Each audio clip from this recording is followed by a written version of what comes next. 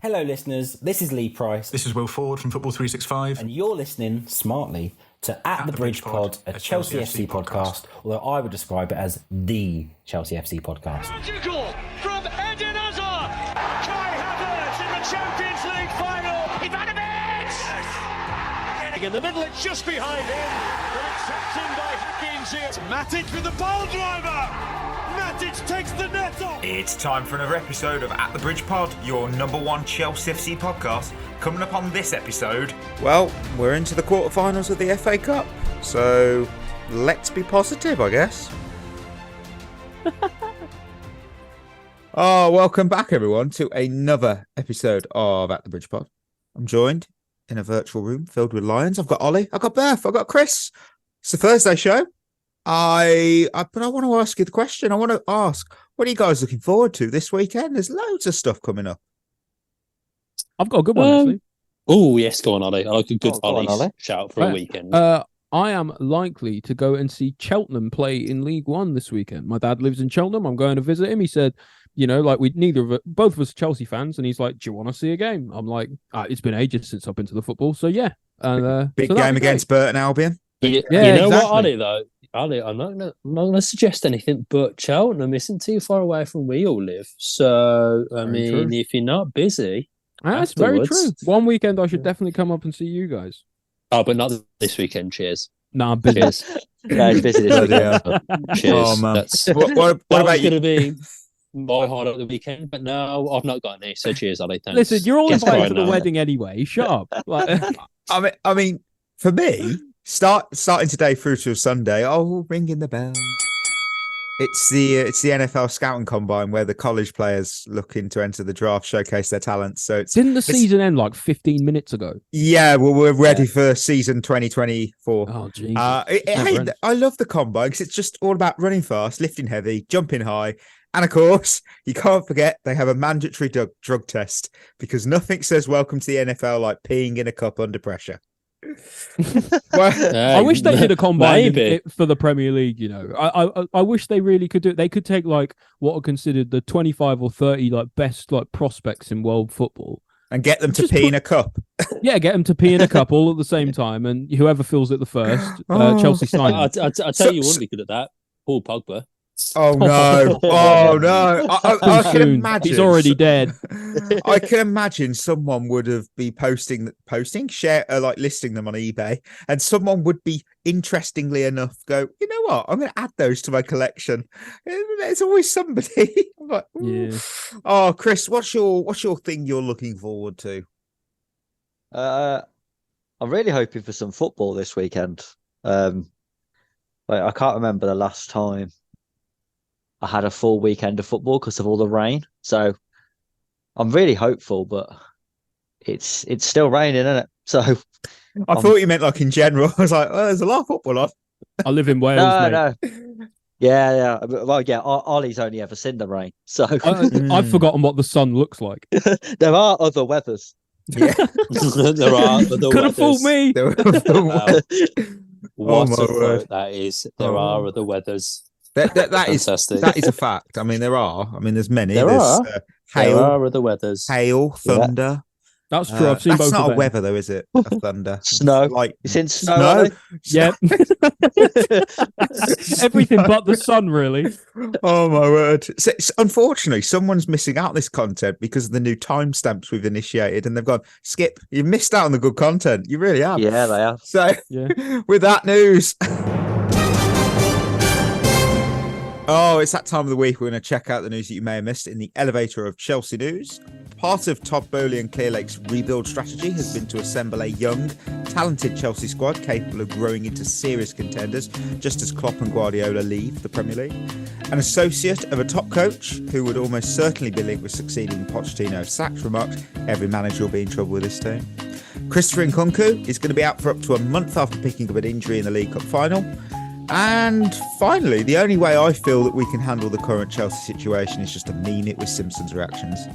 I mean, there's another. It was a weirdly quiet week, I thought. Weirdly quiet, and then there was a damn injury.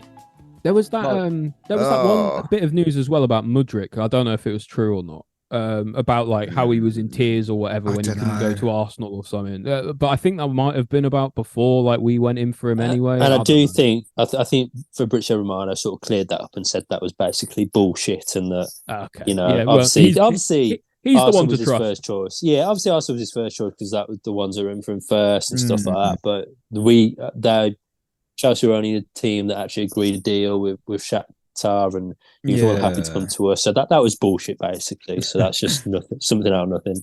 I mean, appreciate the fact check. No problem. That injury. I mean, the season is quickly for injuries becoming a bit of a write-off. You know, you got Nkunku out, Fofana, Lavia, Reece, Chukwuemeka, Malong Sarr. They're all out for the season. I mean, it's quite wild. No one bloody picked up on Malong Sarr I put in there.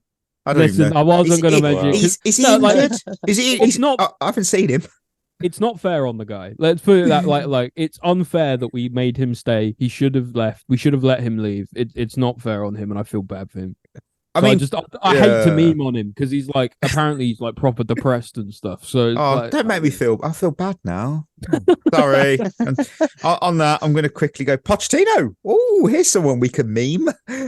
He's fair game. His comment upset a fair few people when he said in a press conference that Chelsea is about to win. Liverpool spent 4 years. Klopp didn't win a title, but got the support from the club.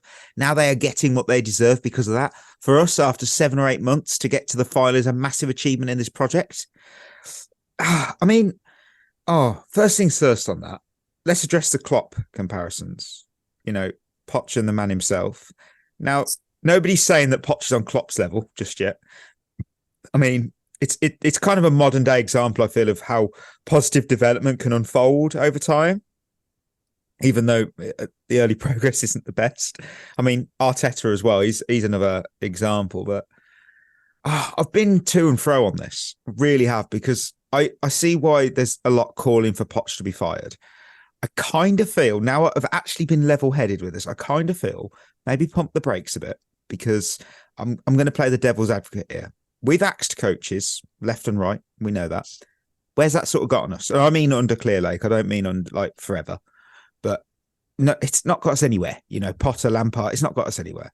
And I kind of feel that the whole situation sort of goes beyond just the manager. It's a bit deeper than that. You know, remember Graham Potter? If we stuck with him, we'd be a year further along in this project. But was he the right man for the job? Yeah, for me, in the championship. Yeah. Well, hopefully we don't get there, but I felt probably not the right man. But I felt at the time that he was a bit out of his depth. But obviously we hit that reset button. We brought in Pochettino. You're leading the project now. And now I'm getting this vibe, well, we're all seeing it. Folks want to hit reset again. I think we need to be a bit realistic, because how many resets before we start looking at the bigger picture, the recruitment, the injuries, and the direction that the club is being taken?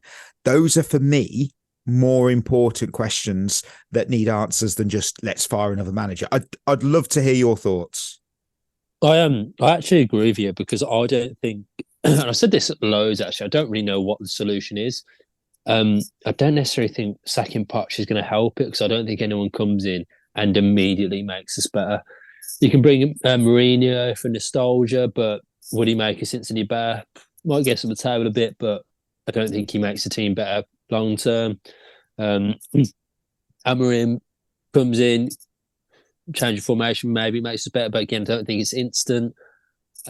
People just want instant success, and you just don't get that these days. Klopp didn't get it. Arteta didn't get it. Even Guardiola, to some extent, didn't get it. So you have got to give some of these managers time. I get the frustrations, and I've been more frustrated than anyone this season, but sometimes you have to sort of go, well, there's sort of nothing really, no solution out there. So you just got to stick to what you know at the moment and just see what happens. But I get why people are getting frustrated. But yeah. I fully agree with you. However, this is why his initial comment really annoyed me. It's because he's taken like a total disregard at the state of each of those clubs were when those prospective managers took over, right? You look at someone like Arteta, Arsenal hadn't won the league in 20 years. You look at Liverpool, they hadn't won the league in 30 years, you know, under Klopp. Whereas Chelsea, in the last 20 years, we've been the most successful club in England. So, of course, the perceptions from the fans and the expectations of the fans are going to be different. It's like if someone new took over Real Madrid and then, they fell down the table. And then when the Real Madrid fans complained, they went, oh, yeah, but look how long it took Girona to get up to the, top spot on the table. And it's like, well, before that they were nobodies, right? But Real Madrid are massive clubs, and it's a really similar concept here, I feel. And what annoyed me is that it's just that lack of recognition around like the state of the way the club was before. You know what, Ollie, that's actually right. You know what the comment reminds me of? If you didn't know anything about Pochettino and you just heard that one comment, you'd think that is a Spurs manager talking. Yeah, right. Do you agree with me there? Because it's a proper, I don't want to say lesser club mentality, but it comes from a mentality of not being a serial winner. Chris, it does feel like that. Sorry, and just one more thing. So that comment is just really frustrating, and it just kind of shows where we are as a club. But you're right. We need to hold expectations at the moment. And again, Mikey, your initial point is actually correct as well. I don't think sacking the manager makes a big difference. I think it probably takes us back first before it takes us forward. And realistically, we need our players to develop. They've got a really decent relationship now with Pochettino. It seems like you'd be kind of cutting a lot of that progress and the further progress they can make. Sure. Chris? Well, I think Berth and Ollie have summed it up perfectly there. My problem with the comment is he's just wrong. The more he talks, the more holes he puts himself in. Because he said that Klopp got 4 years, but if you look at Klopp's first 4 years, there was clear progress. That was why. Didn't he get into the Europa League final? Yeah, so he took over from Brendan Rodgers in October in 2015. He finished 8th in the league, which is shit, to be fair, but he finished runner-up in the League Cup and the Europa League. The season after, they finished 4th. Now, that's where we should be aiming, and we're fucking nowhere near that. And didn't get to anywhere near in the Cups. He was shit in the Cups. But third season, finished 4th again, but did get to a Champions League final. And then in his 4th season, he finished 2nd and won the Champions League. So he didn't go 4 years without a trophy at all. So what I don't like about it is that you can't compare the situations because there was clear progress and you could see, I don't know if you can remember back, but you could see as soon as Klopp took over that Liverpool improved. Like their results were still a bit patchy, but their style of play and what they was doing, there was a marked improvement straight away. And we haven't seen that. And people act like he's took over a club that hasn't been successful for ages. But like Ollie just said, we have been. We won the Champions League 3 years ago.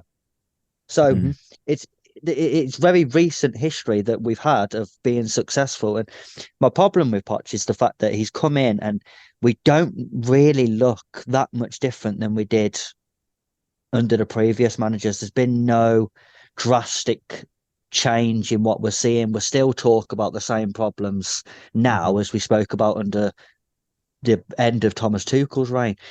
Not being able to break down low blocks, not being able to score enough goals, not taking chances, not being clinical enough, being too soft at the back.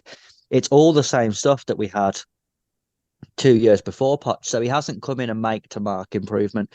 But the only thing I would say is even the game last night, this season, I think the one thing he has changed is we do have an ability to come back from being behind and win now. The mentality is different. Which we didn't have last year. I thought last year, as soon as we went a goal down, you might as well have turned off because we'd lost. But now there is a hope that even if we go a goal down, we can still win the game. And I do There's think a proper spirit around the team that he has brought in. Yeah. And it's kind of part of that culture is why I'm so hesitant to say, like, get rid. And Chris is spot on. For as many faults as Pochettino does have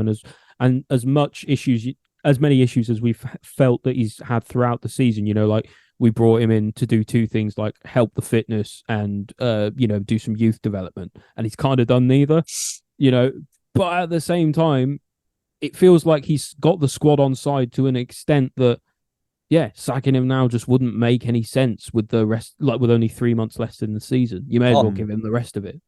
I would say the only way I would get rid of him now would be to get in an absolute proven winner.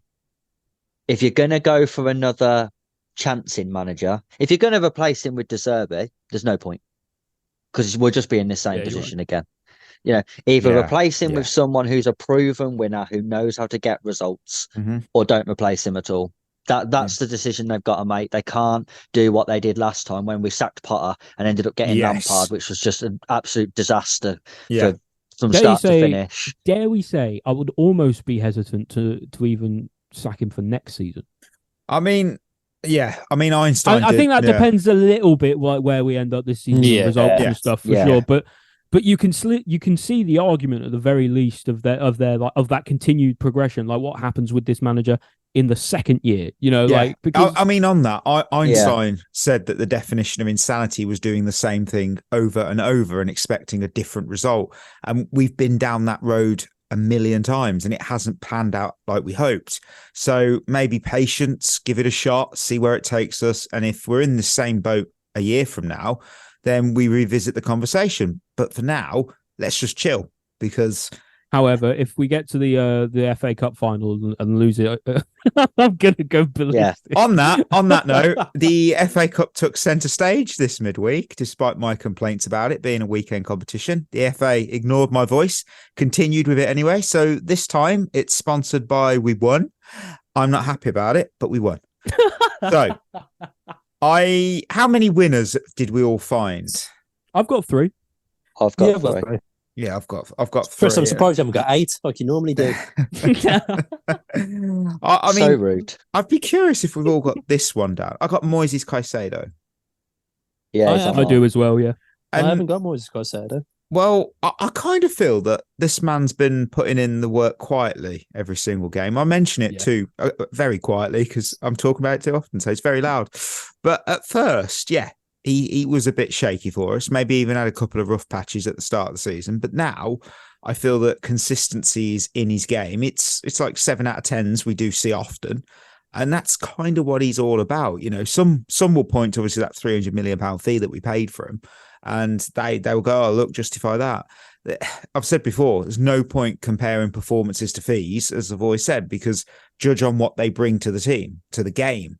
And what I saw yesterday was he was on the pitch, putting in the work, balancing like a tightrope walker. He was shrugging off the challenges like nothing. And he was keeping the ball to feet. And that partnership with Enzo, that's a little bit of telepathy, something's going on there, because I like it. They're clicking, they're vibing, and it's sort of making a difference. And pundits are going to be ignoring Caicedo and his performances, but hey, do that at your own risk, because he's making moves this season, and I'm happy for him to be completely going under the radar, because it only benefits Chelsea. Why is he a winner for you? He's a winner for me because he was our best midfielder yesterday.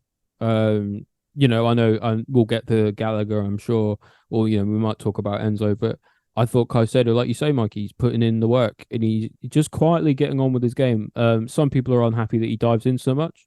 I would say that his job is to stick his boot in as the sort of lone DM, and if he's not doing that, he's not doing his job.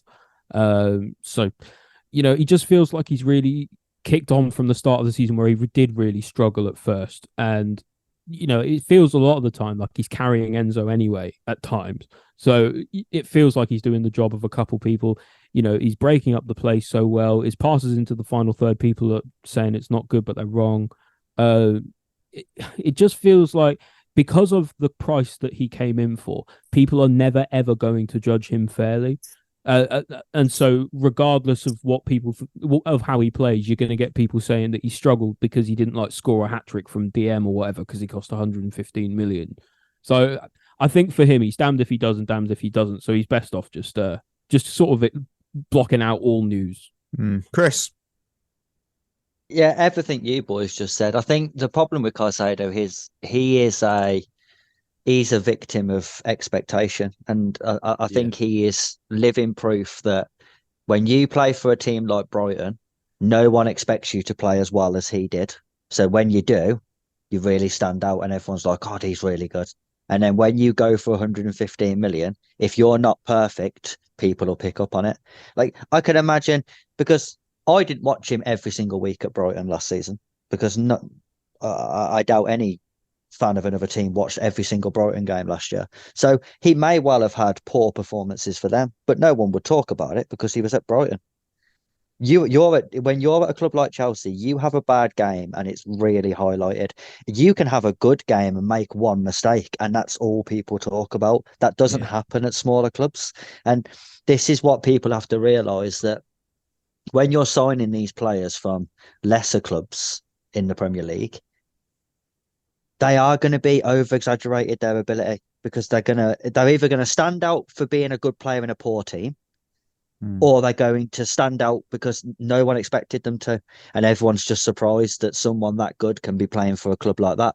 But when you move, that doesn't happen anymore. And I think that's what's happened with Caicedo. I actually don't think overall he's having a much different season to what he had at Brighton. I just think the expectations killed him. Yeah, I think that's a fair point. Berth, who's a winner since we've all had Caicedo? I'm going to go for Conor Gallagher, seeing he's on midfielders. He's on mine as well.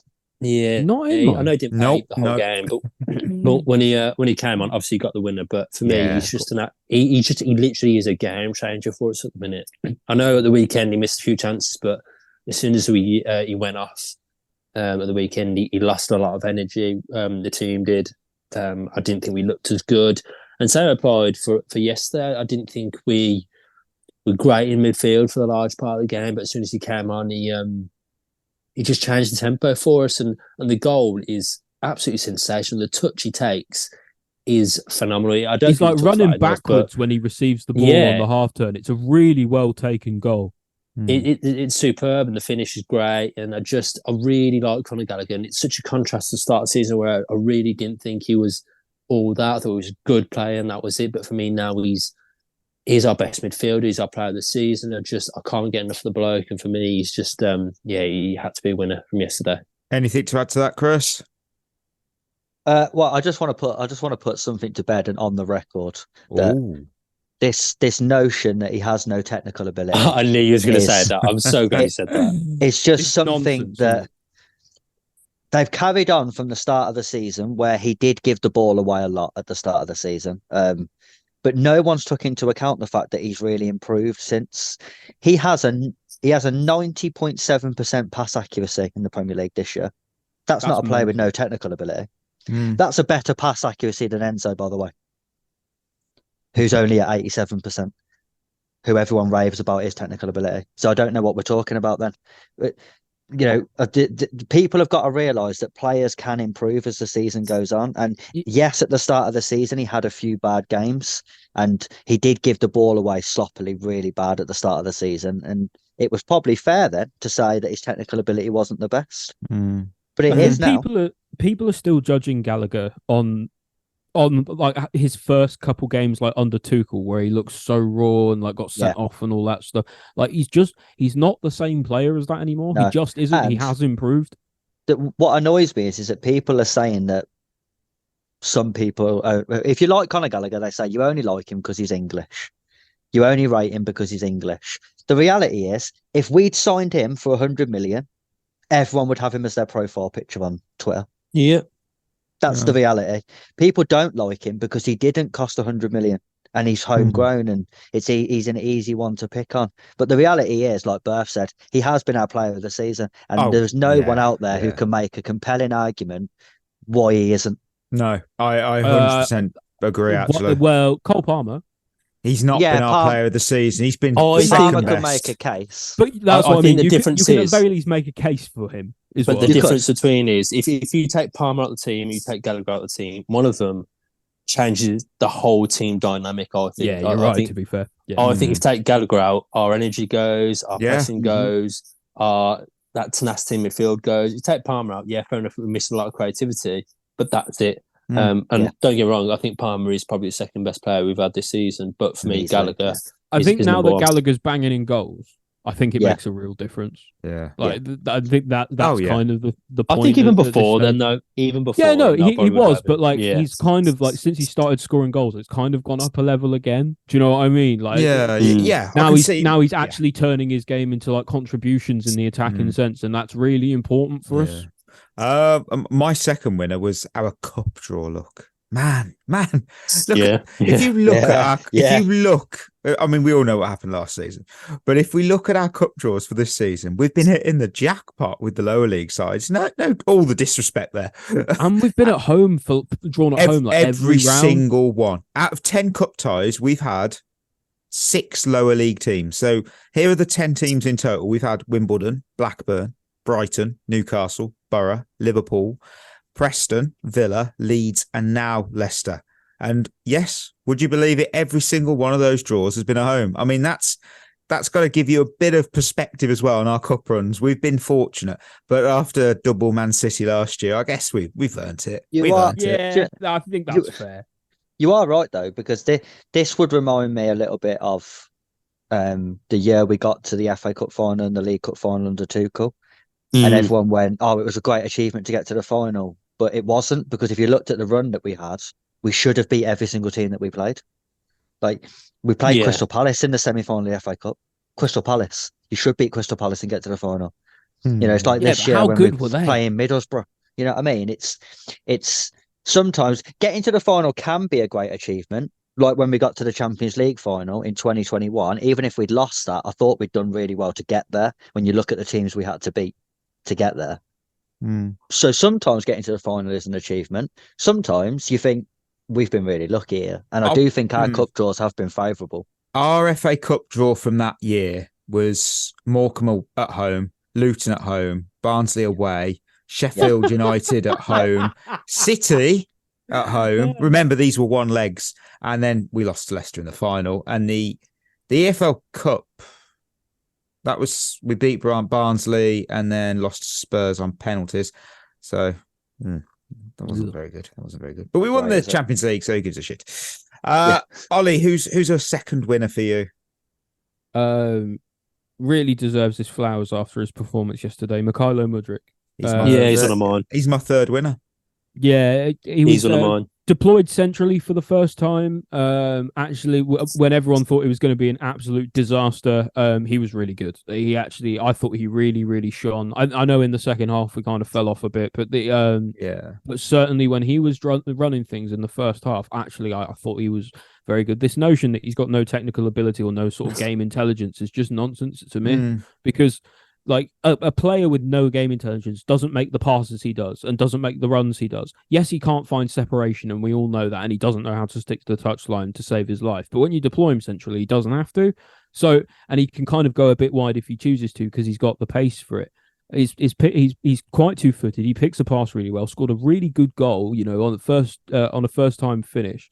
It just really deserves his flowers. First start in ages as well, after being benched for absolutely ever. It's for me. I think he's just got a really good attitude, and it seems like he's always trying to succeed and always trying to push on at the club. Yeah, and he's taken a lot of criticism, and he doesn't deserve it. I mean, I had him as a winner. I put Mykhailo Mudryk as a 10. I mean, he did step up in that game, and I ate a lot of humble pie, and I'm glad I did. I was very full. I know it's only Championship opposition. I know it's only Leeds. Yeah, but he's still in the game like a Premier League player. Yeah, I mean, I'll humble pie it, but I'll also say his first touch wasn't stellar, but his passing game was unexpectedly for me sharp. His movement off the ball was incredible. Speed, well, we all know that his speed was there in bundles, and overall it was that sort of transformative performance from him being in that number 10. And he had his groove, and it wasn't pressure to just sprint ahead, but he was picking his spots, and he picked them well. And that goal he scored was a pure bit of poetry. It's a testament to his skill and his composure, especially obviously all the noise that he's had externally on social and in the grounds. And, if we move to looking at that sort of Chelsea front four, you've got Jackson leading the line, Mudryk maybe pulling the strings behind, Sterling on the left, Madueke on the right. Could be something. Maybe that's Palmer as well. Yeah, but that's the thing. If Mudryk does go to a 10, what does Palmer go to the wing, or Palmer goes right? Yeah, Palmer doesn't get dropped. He has to go on No, the right. but Palmer would have to play on the wing, and he's really good on the wing as well. You could even then, when Nkunku's fit, you should put him on the left. Yeah, that's fair. I think that's if hopefully he's fit for sometime soon. Did anyone else have Mudryk? Yeah, me. I Mudryk as well. Anything to add? I think he played one of the best passes I've ever seen yesterday. First time, like it was Switchfield one. Yeah. Like you must have eyes in your ears to have seen that pass. That's crazy. It was ridiculous. But yeah, fair play to him. He got a goal. I don't think it was a 10 out of 10 performance, but it was a good performance, solid performance, and I do quite like him as a 10 because he can just drift. He doesn't have to sort of stick to one position. I think he's just can't give up on him. I don't know what it is. Yeah, I know what you mean. He's just one of those players that you kind of just want to do really well. But Werner was got exactly a good attitude. the same. He's got a good attitude, hasn't he? Yeah, he seems a great lad, and fair play to me. He did play well. Yeah. How many winners have we got left? Because I'm all out of winners now. I've got one. I've got one. Everyone go for it. I don't one at a time, of course. I'll just say. Sorry, just before anyone carries on, I'll just say on Mudryk. He was first half. I thought he was really good yesterday. Yeah, but then he done the Mudryk thing again, where he disappeared second half. I literally can't remember a single good thing he did in the second half. And whenever he's played on a performance well, like that in a Premier League game in one half, I don't care. But that's the problem. Whenever he's played well, every single time he's had a good game, he's only ever been good for 45 minutes, and then he disappears. He's got to learn to string it together for longer than that, because I can see why as a manager you don't start him, because if you get the shit 45 minutes in the first half, you've wasted him then. You've wasted a whole half. You might as well not have bothered. And I think that's his problem. I think that's why Poch is struggling to trust him, because he can't string it together for a full game. Yeah. Hopefully this is a corner turn. Maybe. Yeah. Right. Chris, who's your final winner? Nicholas Jackson. Yeah, he was mine as well. He's mine. Nice. Go ahead. To be fair, he had another good game, got his goal, but he just done the same as what he did really in the cup final, where I thought he was good as well. Linked the play well. Bullied the centre backs. He's really good at a lot of things, except for the main thing you want from a striker, which is scoring goals. He's really 10, good though. I think he's actually been really underrated this season. I think people have gone way over the top with how bad he's been. I don't think he's been. I don't think he's ever going to be like a 20 goal a season striker. But if you look at all the good that he does outside of scoring, he's a very, very useful player to have. And I do think sometimes he takes a lot of unfair criticism, even when he doesn't score. Because he is clumsy at times. Like there was one in this game where he done an unbelievable first touch on his chest. And then miscontrolled it afterwards. And it was like, that sort of sums you up really. Like so good and then so shit. And he is one of them players where you can see there is something there. And I think he's someone who, if we are a little bit patient with, I do think he'll become a really good player. Anything to add, everyone? Yeah. The thing is with Jackson, like you say, Chris, his goal scoring ability this season has actually been severely underrated. Has he missed chances? Yes. But has he scored 10 goals now? Yes. He's on, and you even said, Chris, that, you're not sure he could ever be a 20 goal a season striker. I feel like there is certainly a season he could score 20 goals. Like he's got 10 already. He's on course in his first Premier League season for what, 14, 15-ish, right? Like, and in all competitions, that's really not bad as a starting point. And for me, I think if he continues to improve as the way, especially his mentality is improved when he's talking about how the criticism doesn't bother him anymore, like, I think he could be a really, really good player for us. And I mean like a starting number 9. Yeah. Berth, anything? Final thoughts on muted, Jackson? Berth. He's muted himself. This happens all the time, right? This happens all the time. I never know. Professional. Wow. God damn it, Berth. Well, you know what? As soon as I started hearing Mikey go Berth, I was like, oh no. But anyway, what I was saying, God damn it. What I was saying, people think we're unprofessional. I disagree. Anyway, no one I think thinks Nicholas Jackson is just severely underrated. I think 10 goals from for a first season is in a bad return already, and I think he is he's another one that when he plays, he does make the team better. Yeah. He isn't the prettiest to watch at times, but he is a workhorse. He brings other players into play. And again, you look at Drogba's first. I'm not saying he's to be Didier Drogba, but you look at Drogba's first season. He didn't get that great of a goal return, and Jackson's on course to beat that. So I think he's a player that you got to give time, and he will just get better and better. Yeah, that's fair. Losers. I've got 2. Anyone else got more than 2? I've got 2 as well. I've got 2. Chris, I've got 3. yeah, go on, I Chris. swear to God. Chris. If you said 5, then Chris, like, I have 9. Chris, go with your third. Go on, go with one. I'll let you lead. Malo Gusto.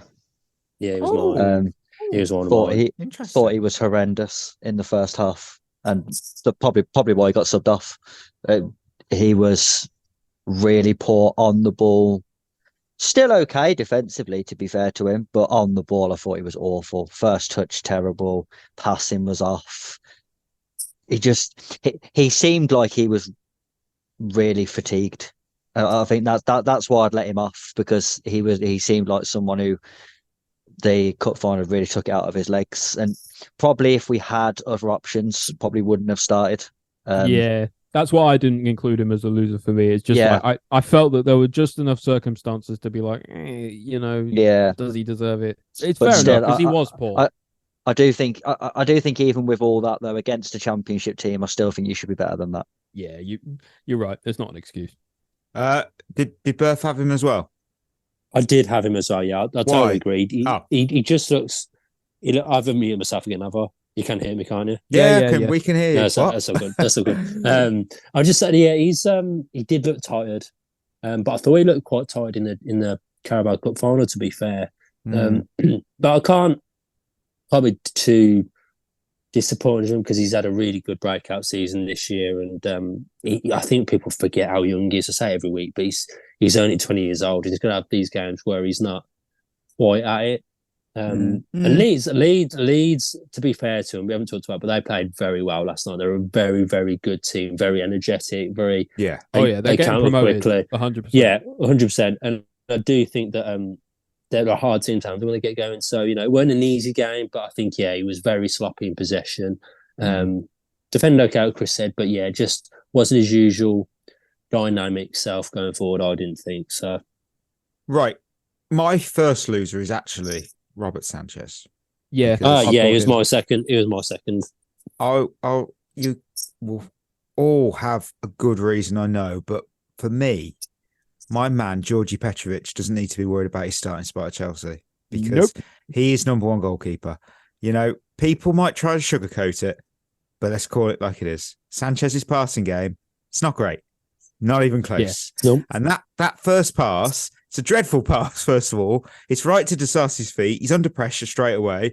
And that was one of the many head scratchers during that Leeds game and in previous games as well.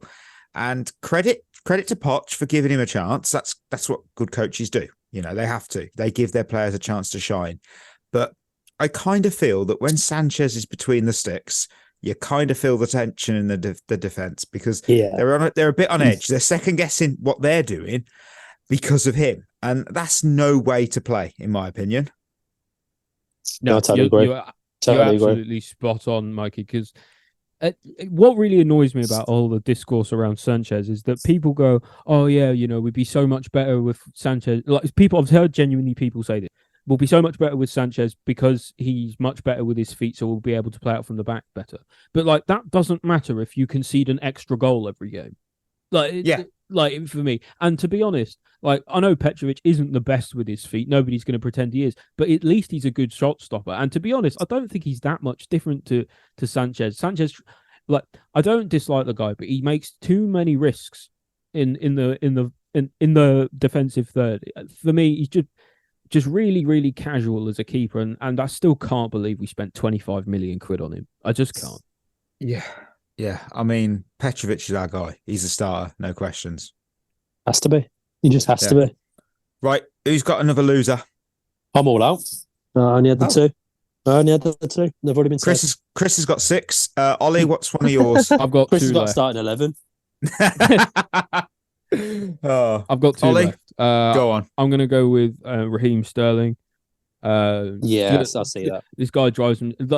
I can't think of another player at Chelsea that drives me more up the wall at the moment than Raheem Sterling. Like, I've never seen such a gulf in ability and effort and pay in the Premier League in like my entire existence, because like he's just so lazy. He's the laziest player I've ever watched play for us, I think. He just refuses to track back. I can't imagine in any circumstance Pochettino isn't asking him to do this. But he just will not track back, and it leaves people open all the time. And when he's sloppy in the final third as well, he gives the ball away and then he just wanders off. Like it's like you have to do your job for the team, and it just drives me absolutely crazy that the fact that he gets paid as much as he does to be as bad as he is.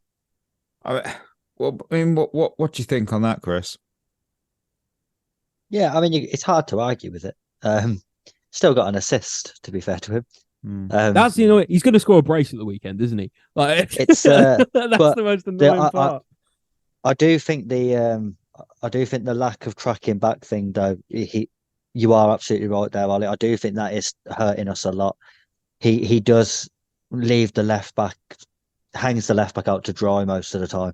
Who was Gilchrist, by the way, playing in it there for his first ever performance. It happened at Anfield a couple of weeks ago when Conor Bradley was giving us all sorts of problems and Sterling just didn't track him. And it's like, you've got to take the responsibility there. For someone of his age and experience has got to take the responsibility and think, I just need to sit in here a little bit for a while. You've got to start reading, the flow of the game and just thinking, I need to help the fullback here. Even if his instruction is stay further up the pitch, you've got to read the game yourself, and you have to make decisions on the pitch as a player. You can't be walked through a game. And I do think Sterling, he's not really leading by example like he should be for a player of his age and experience.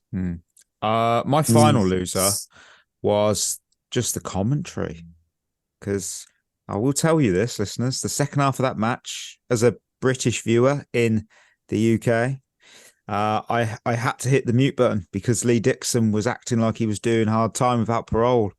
I mean, come on, it was a football match, not a prison sentence. And then he was just so miserable the whole second. He was just miserable. I felt sorry for Clive Tilsley because he was just having to, every time Clive said something got beat or positive, Lee Dixon was just sort of like, no, I'm going to put you down there. And then to cap it off, we got the modern day nonsense of, well, we know when Chelsea lose, it's all, hey, they spent 200 million on that midfield. But when we win, they gave the player of the match to the losing side and they were like, well, he was up against a £200 million midfield. I mean, what in the world kind of double standards that? You're playing a game of make believe there. I'm not buying it. You can't have both ways. And for some reason, commentary, they bloody love saying 200 million midfield and £1 billion spent squad. They really love saying it. Oh yeah, that is getting really annoying. Can I just say because I've seen a lot of people today moaning about the man of the match thing. I don't have a problem with that. It actually winds me. It actually winds me up whenever I watch a Premier League game that the man of the match has to come from the team that wins, because the man of the match is who was the best player on the pitch. It's not who won the game. And I do think a lot of the time the best player on the pitch doesn't win the game. So I had no problem with him giving man of the match to that Archie Gray, because I actually did think he was the best player on the pitch, especially second half. I just think they've got to stop bringing up the price thing. Like the £1 billion squad thing that's how much we paid for them. They're not worth that. We all know that. They're not even worth a quarter of that, let's be honest. So that is just pointless. And keep bringing up the £200 million midfield. I don't know what difference that makes. It wouldn't make a difference if we paid 20 million for them, would it? Like the result would still be the same. I don't know. The price thing is just something now. It's like a go-to commentary. It's like listening to commentary on FIFA. Like it's just the same thing over and over again. They're just using it as a stick to beat us with, and it's really annoying. What I hope Pochettino is doing, I don't think he's doing this, but what I hope he's doing is like he's taking all the clippings and all the video clips and stuff from all of the commentators and pundits and journalists and all of that saying, millions of pounds and bottle jobs and their shit and all of this stuff. And then, all of the negative energy. And I want him to post it all around the dressing room, because that will cause a togetherness. He's going to say, you have to prove them wrong. You have to. Right. And the players will respond to that, because nobody wants to be called like nasty stuff, like to the world. They want to be able to prove them wrong, and they need to. Right, let's round our losers off. Go for it. Anyone got any more? I've not got any more. I've got two. Go on then, Chris. They're only quick, to be fair. I got Ben Chilwell. Just thought it was another poor game from him. Again, sloppy on the ball, not brilliant defensively. He's going through a real phase at the minute, Chilwell, where you just think, is he actually any good? Sometimes he looks decent, sometimes he looks awful, and he's just going through a real bad time at the minute. I don't think he's fully recovered back to the level that we know he can be. Yeah. And my last one's Trevor Chalobah. Yeah, he was my last one. Yeah. Jesus Christ, Horrible he is game. absolutely awful. And I don't know what's happened. I don't know what's happened to him, because I thought under Tuchel, I actually thought he was decent, Chalobah. But oh my God, I know at the he's had minute, 7 he is months out or absolutely whatever. shit. I know he's had like stupid amount of time out or whatever, but there are other players who've had a lot of time out, and when they've come back into the squad, they've not stunk up the gaff that badly. He was a bit unlucky against City, I thought, when the goal deflected in off him, like the equaliser from Rodri. I think he might have been at fault for a goal in the game after that, but he certainly just was all over the place at times, and he really looks like a player who is probably going to be off in the summer. Probably. Yeah, he's got to stop throwing his head at shots though, because he's got away with it twice now where he's nearly put it in. Like, either get in the way or move. Don't just throw something at it last minute. Yeah. Right. Emojis. I went with the lemon because I look like I've been sucking Poch's lemons because we won. I'm not happy. Sour Don't face. say it like that. I know. But I'm look, we won. We won. We got through. That's the important thing, isn't it? What about you lot? I've got the same vein. Mine's just a tick. We've just done it. That's all we needed. Like, on to Leicester. I just put a thumbs up. I just think that sort of sums it up. Just a nice, simple, well done. Yeah, thumbs up. Chris. Yeah. Shrug. Yeah, it's classic. It's classic. It works. It's tried and tested. Those of you playing bingo at home, cross that one off. Who doesn't love a good shrug? It's like, yeah. Right, Lion of the week. And Lions in the midweek were, this is good. Palmer. Okay, I did all right. Someone said Gusto. That was me, I think. Who said Sanchez? That was me. Oh, no. Oh, bloody hell. That's a terrible show. That's terrible. Anyway. I'll take the L on that one. We're out on the road again. We're taking on the Bees of Brentford. And who are you choosing? I'm going to go with Nicholas Jackson straight off the bat. I like it. Good shout. I'm going to go with Conor Gallagher. Hopefully he does well. Okay. I've got Nogi Madueke. My man. I'm happy with the wheel today. Nice. What about you? I'm going to go with Caicedo. Oh, nice. Another, I like that one. So it won't be a quiet performance. It'll be quite loud, heavy metal. I was going to say, we've all picked attackers, like midfielders and attackers. Usually we have at least one of us as a pessimist and just picks a defender or the keeper. Yeah. Right. It's Quaresma's questions, and I've combined there's sort of 2 and stroke kind of 3. But so first up, I've got John who's asking, it seems like our midfield is starting to produce. Do you feel the same? Produce what? Lemons? I'm guessing to play well, the vibe, everyone's thing sort of, is, right, producing good play. I do think they are. Caicedo is getting better. Enzo's having more of an impact going forward with goals and assists. And Gallagher's also getting goals. Gallagher's the best of the 3 by far. But it is slowly starting to come together. So they're all still young players. You got to give them time. But it is starting to gel slowly. That midfield is really starting to look more balanced now between the 3 of them, I must say. Yeah. Chris? I actually couldn't disagree anymore if I tried. I think I'm ready. I think Gallagher's playing really well individually. I think Caicedo's playing well. Oh, we know where this was going, don't The we? wing mirror. Wonder what's going to happen here. I think Enzo's doing okay individually, but I think as a balance in that midfield, it's all over the place. The Caicedo Enzo pivot doesn't work because they got outplayed last night by a championship team. Their midfield looked more comfortable than ours did. So that's a championship team. We're talking about top level Premier League teams. The problem I have with our midfield is they do not control the game at all. When we're a goal up, they don't slow the tempo down. When we're a goal behind, they don't speed it up. We have no control over the game in midfield. And that's why I think we look so open defensively. And it probably is why we look a little bit better going forward, to be fair, because they're taking a few more risks, but it's risks when we're a goal up. And you think, well, you just need to slow it down now. They don't change the tempo of the game. I still think there's a long way to go before that midfield would be something to take us forward. It's a fair criticism, and I don't necessarily disagree with that. However, I do feel like it has improved, regardless of that. I feel like at the start of the season, it was all. It couldn't have got a lot worse. Well, but it really was all over the got place, and but it couldn't. It could have gotten a lot less better. Yeah, Right. That's fair.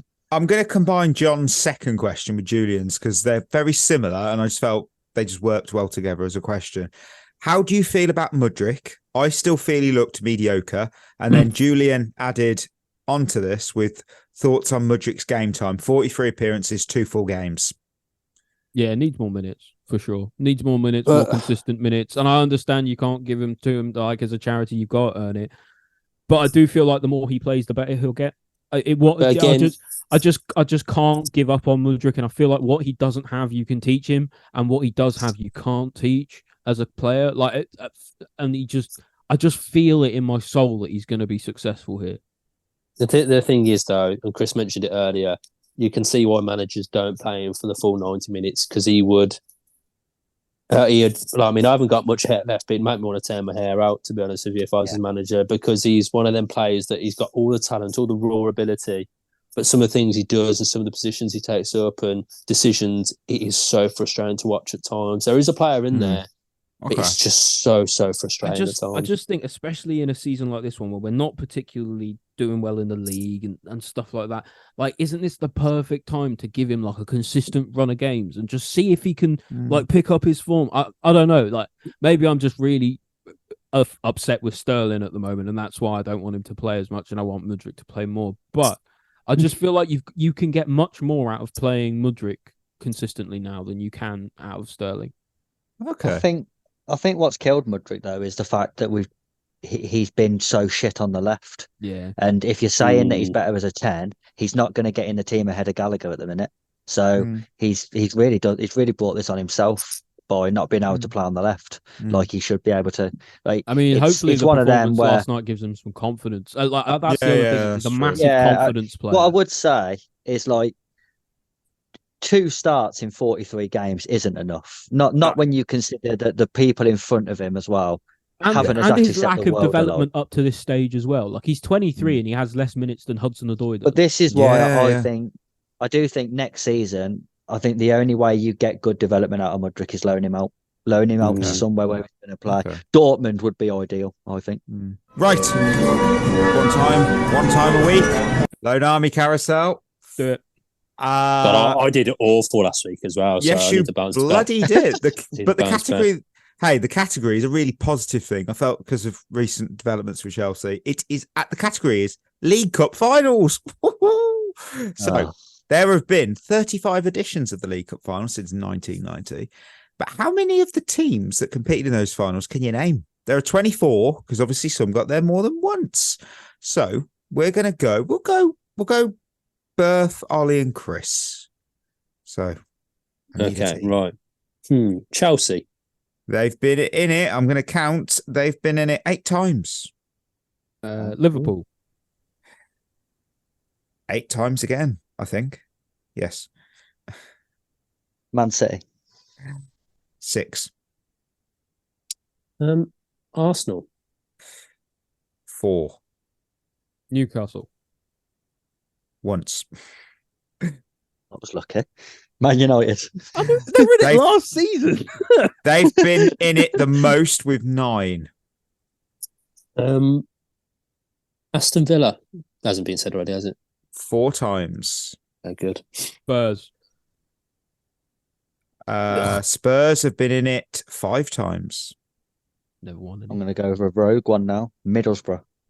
3 times. Back to back, 97, 98 as well. And you know what? I think in 04 they played Bolton Wanderers. They did indeed. Yeah. What a game. Twice they've been in the final. Southampton. Once. That was a Oh, game. Gabbiadini didn't Gabbiadini get it? Think Get like so. 2 goals, yeah. I think so. Yeah. I might be confusing this with you. No. Swansea. Once, and they won it. Chris. I'm going to go with their rivals, Cardiff. Cardiff once. That was the other team I was thinking of. I'm trying to think of like who was good back in the day. Like Forest. Yeah, twice, yeah. I don't know. Bradford. Yes. They beat Swansea beat them, didn't they? Yeah. Sunderland. Once. It's going well here. Everton. Oh, Ollie's out. He's out. Chris, can you keep in? I'm glad he said that because that was what I was going to say. Trying to think back to some of the older. Berth's getting excited now. Yeah, I think Berth's going to win this. I'm going to say Nolly is so good. Blackburn. Once. 2002. I'm going to go for Wigan. Wigan once. 2006. I do not remember that. No, I don't. Don't remember them being in a League Cup final. I remember the FA Cup final. I'll go with Crystal Palace. Oh, and Berth's a winner. He's that well bloody done. Berth, can you name any of the final I had one more in my head. No, sorry, 2 more. I think one's Leeds. Yes, 96. And I think Leeds, I've got a real rogue one. I don't know if it's the FA Cup or what. Tranmere one. 2000. I'm yes. out now. I'm out now. You didn't have Birmingham City, which was twice, 01 and 11. Yeah, of course. Right. They all beat three, Arsenal. All three of Come you on. specifically. Wrong. Yeah, it's pretty bad. Leicester City, 97, 99 and 2000. Oldham Athletic did it in 1990. And Sheffield Wednesday in 91, 93. So it's pretty good. Well, Wednesday would have been a good show. That was really good. That was a good one. I'm proud of you. You Better did than last well. week, anyway. You did well compared to last week. Yeah. That was. That's the thing is you got to do well in these, 'cause otherwise you just look an idiot to thousands of people. we do that on a basis anyway. That's true. Right. We're at the end of another episode. Thank you for listening. Treat yourself well. We'll be back on Monday. We've got a double game review. We've got Brentford, and I believe the women's team are also in action. They're back from the international break against Leicester. Big game. Hopefully the injuries aren't going to hit us too hard on that, but we'll see. Hopefully 2 wins to talk about on Monday. So till then, that's us signing off. You've been listening to At The Bridge Pod, a Chelsea FC podcast. Follow us on Twitter and Instagram by searching for At The Bridge Pod. And if you're listening on Apple or Spotify, leaving us a review is always appreciated.